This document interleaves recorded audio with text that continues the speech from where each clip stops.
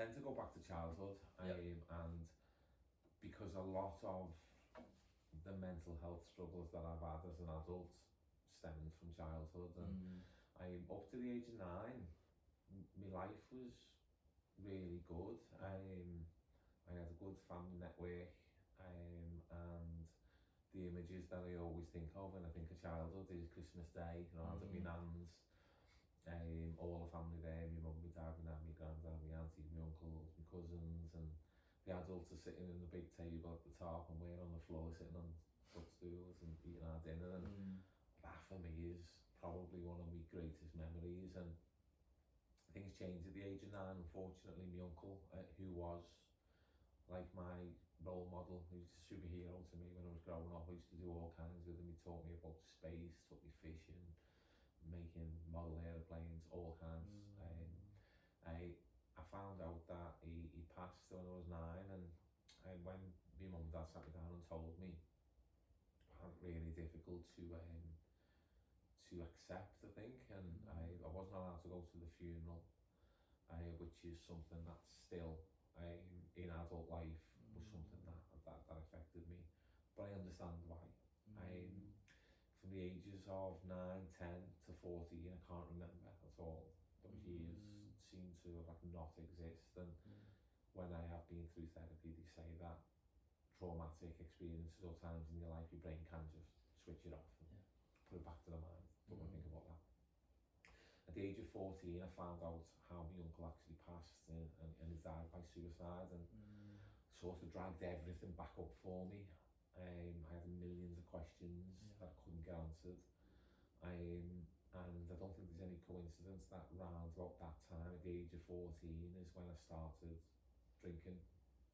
When I was out, I used to play tennis, and at the tennis club on a Friday, that's what we'd do, is we get somebody to go to the shop and we'd have a drink. And from that, over the years, I started going out into town at 16, and by the age of 17, I'd tried drugs for the first time. I started off with speed, and then ecstasy tablets, and then the dreaded cocaine. Partied a lot for years.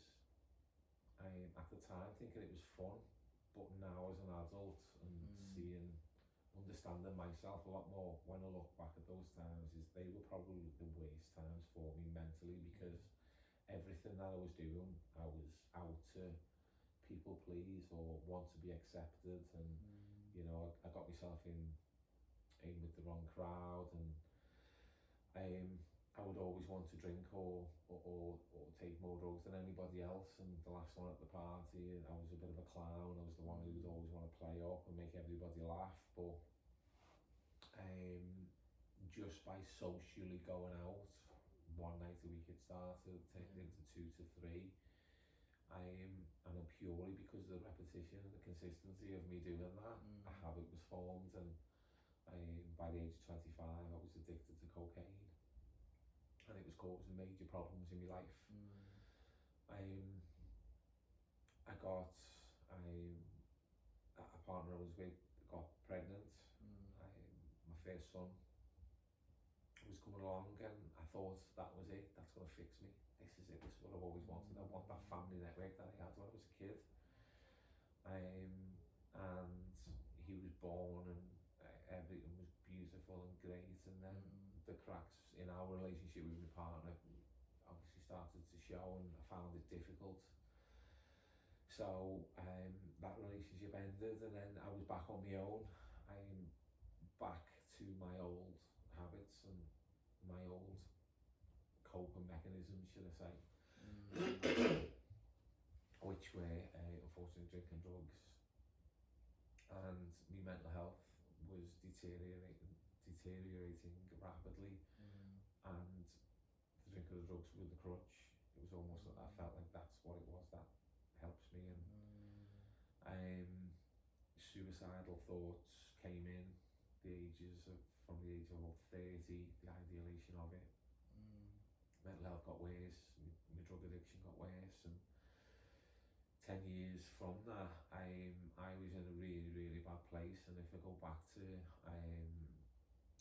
the beginning of 2023 January, I was in crisis.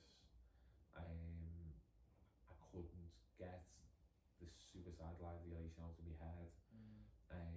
One night I'd written letters to my kids, to which I loved dearly, but I just didn't know a way out.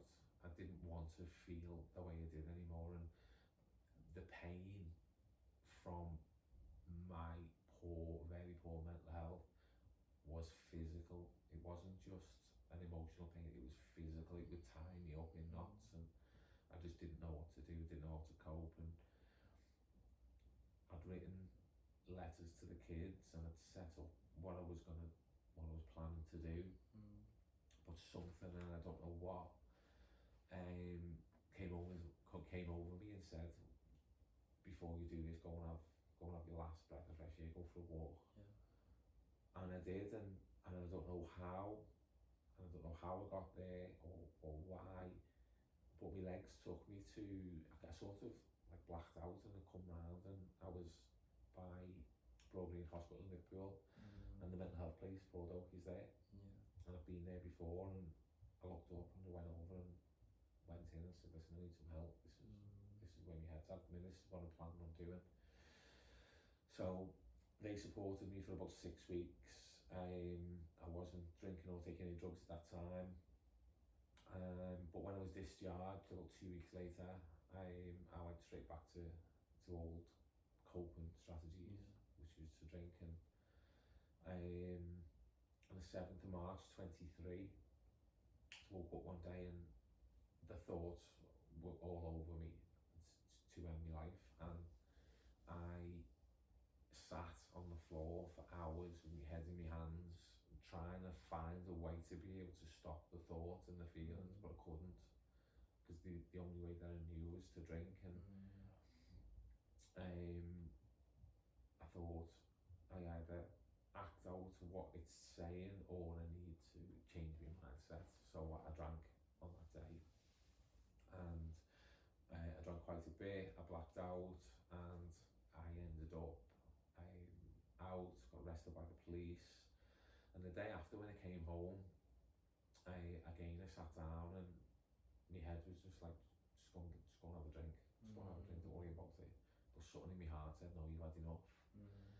So I got up, and instead of walking to the shop, I walked to a rehab in Liverpool, knocked on and asked them. I said, listen, I need some help, I need some support here. I went through the process of applying and getting in, and 2 weeks later, I was in rehab. I thought, this is it now, I'm going to turn my life around. And at the start, it was great, but over a couple of months, my mental health started to deteriorate again.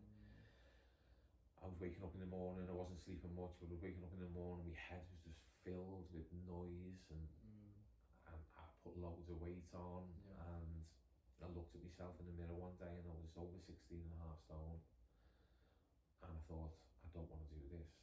I feel like I'm getting worse whilst I'm in here. And I was in the treatment room, and I was like, I don't want to be here, I don't want to do this. And somebody suggested that I go to the gym and try and wake it off. And I've been to the gym for years, and for me it was always for the ego. For me, going to the gym, I wanted to be big, I wanted to have muscles, and I was like, no, I don't want to do that. And then someone suggested running. So I went out the next morning, 5 o'clock, into the car park at the back. Only a small car park, holds about 10 cars. I started running around it, 20 laps. I hated every minute of it, couldn't do it. I had to stop 3 or 4 times. But after it, I just felt a little release. I felt a little bit better. So I thought, okay, I'll give it another go tomorrow. And I went the next day, and the next day, and 20 laps went to 20 laps without stopping, to 25 laps, to 30 to 40.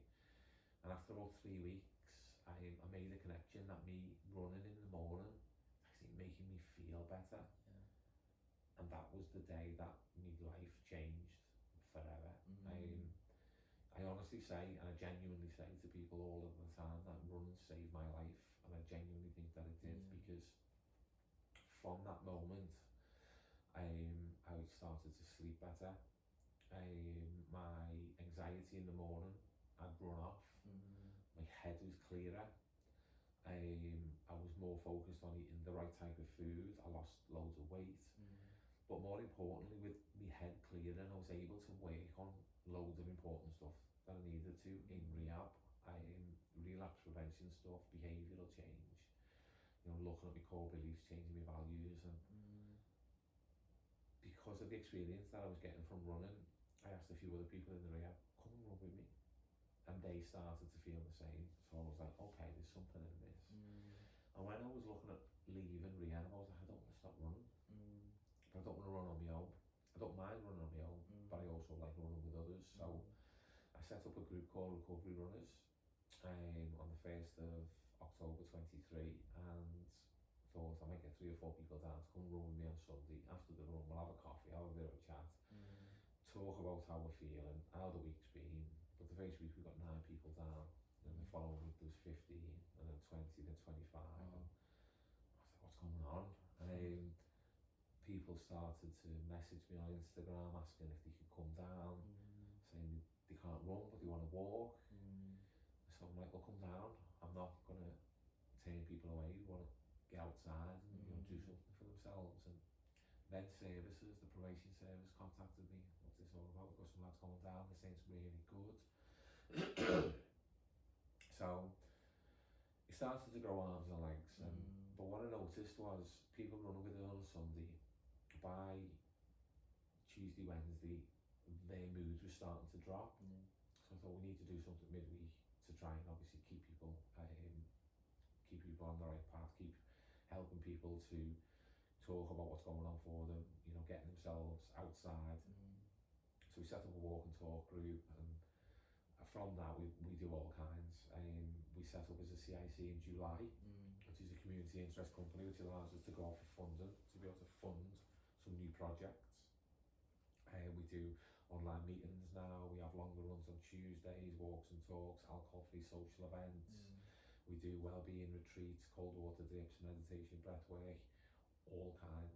And we're called Recovery Runners because we believe that everybody is in recovery from something, whether it be addiction, mental health struggles, eating disorders, traumas, lived experiences, even for people who are recovering from COVID, trying to get people out of isolation, helping people lose weight, or just helping people who want to start running.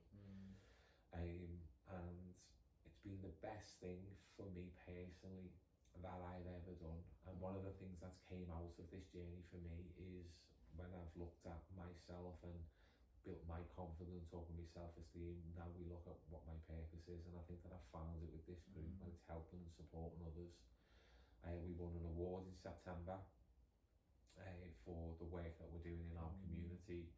We're in talks with the NHS about some fun stuff this year that we're looking at doing, and loads of great services that we're partnering up with. It's just been fun. I feel like I've started a spiritual journey, which I'm sure we'll talk about in a bit, but I feel like, I had to go through what I've gone through to get to where I am today. And we help people, 100 plus people on a weekly basis, manage their well-being, because I believe that the key to helping people recover is by helping them improve their well-being, physically, mentally and emotionally. So, and that's brought me here to that's brought me here to you today, because thank you for tuning in. If you enjoyed that clip, click here to get the full episode, and don't forget to subscribe.